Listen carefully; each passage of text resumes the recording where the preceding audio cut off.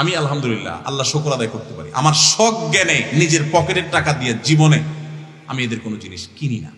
সেদিন এক জায়গায় একটা খাবার অর্ডার দিতে বলছি আমার ড্রাইভার সাহেবকে, তো উনি ফোন দিচ্ছেন, বলে যে অফার আছে স্যার। কি অফার আছে?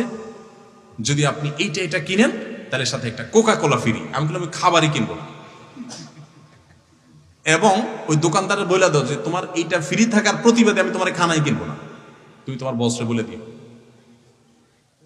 তাহলে যেই পণ্য আমার মুসলমান ভাইয়ের বুকুর উপরে বোমা হয়ে পড়ে সেটা আমি কখনো টাকা দিয়ে কিনতে পারি না। আমার দেশিটা খাবো, আছে না নাই দেশি, সেটা খাবো, প্রয়োজনে খাবো না, দাম বেশি দিয়ে কিনবো আল্লাহর জন্য, এটাই তো আমার আখিরাতের বিনিময় হবে।